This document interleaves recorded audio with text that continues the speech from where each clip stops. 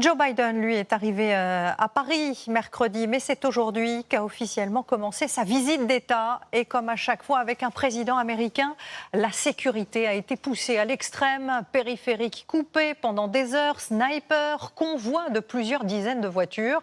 Le dispositif imposé par la Maison-Blanche et subi par les Parisiens, vous allez le voir, est impressionnant. David Desarrojo et Jean-François Drouillet. Vous descendez, vous poussez votre... Toute la journée, Je vous demande également de partir, s'il vous plaît. des quartiers inaccessibles, des métros fermés. Et depuis mercredi, des routes interdites à des millions de franciliens et de touristes. Tout ça pour un homme qui ne se déplace jamais sans cet interminable convoi, parfois jusqu'à 80 voitures.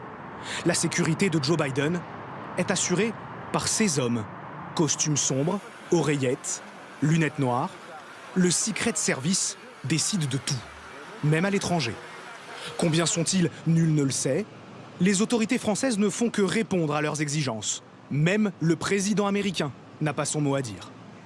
Alors qu'en France, le président de la République aurait tendance à imposer un petit peu à son service de protection l'itinéraire qu'il souhaite choisir, ce n'est absolument pas le cas aux États-Unis. Le Secret Service impose au président l'itinéraire et également le déplacement dans ses moindres détails. Ce qu'on appelle la bulle de sécurité coûte 10 millions de dollars à chaque déplacement. Tout, à commencer par la voiture présidentielle, vient spécialement des États-Unis. Biden ne doit monter qu'à bord de 7 Cadillacs, surnommés The Beast, la bête. Voiture au blindage militaire, 20 cm d'épaisseur, équipée de gaz lacrymogène, de fusils mitrailleurs et même de poches de sang pour transfuser le président en cas de blessure. Pour comprendre ces précautions extrêmes, il faut remonter le temps. 1963 à Dallas, John Fitzgerald Kennedy, à l'époque, à bord d'une décapotable, était assassiné. On oublie parfois que ce n'est pas le premier. Il y a eu plusieurs présidents assassinés, de mémoire évidemment Abraham Lincoln en 1865, William McKinley en 1901, tentative d'assassinat contre Ronald Reagan en 1981. Joe Biden, chef d'État le plus menacé et donc le plus protégé du monde, repartira demain vers les États-Unis. Et ce soir, le président américain et sa femme assistent en ce moment même à un dîner d'État à l'Élysée, dîner auquel est également convié un autre couple d'Américains. Ils se sont dit oui à la mi-journée en Normandie. Le vétéran Harold Terrence et sa femme Jean avaient choisi une commune proche des plages du débarquement, comme pour conjurer l'horreur du 6 juin. Moment très émouvant que nous racontent Michel Izard, Romain Gouachon et Séverine Fortin. Les services du protocole n'avaient sans doute pas imaginé que l'Élysée puisse être une étape dans un voyage de noces.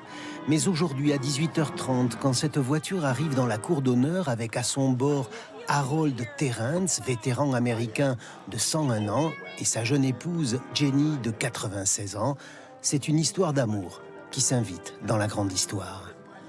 Et c'est le couronnement d'une journée mémorable. Ce matin, à 40-ans-les-Marais, le couple d'amoureux a été accueilli en héros.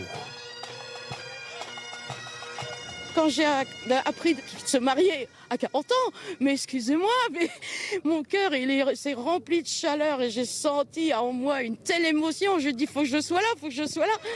Harold Terrence avait 20 ans le 6 juin 1944. Opérateur radio, il a vécu le débarquement et il a gardé un lien avec la Normandie au point d'y revenir, célébrer son mariage. Je ne me suis jamais senti aussi bien de ma vie.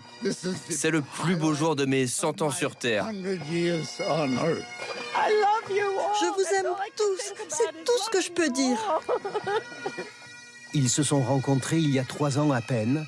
Le coup de foudre a remplacé les coups de canon. Je trouve ça très émouvant.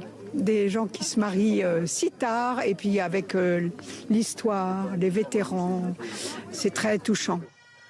Dans la salle de mariage, le maire a prononcé les formules officielles en anglais. Et ils ont répondu en français. Oui. Harold a choisi 40-ans-les-Marais parce que c'est là que les troupes américaines ont opéré leur jonction en juin 1944. Et c'est une blessure pour lui qui se referme.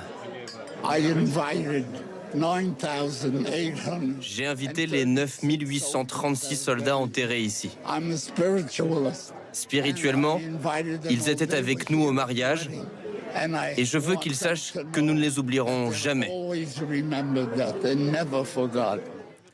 Après la cérémonie, il leur restait encore une longue route à faire. Félicitations et merci pour ce que vous avez fait. La gendarmerie les a escortés jusqu'à Paris pour le dîner avec le président de la République et le président américain.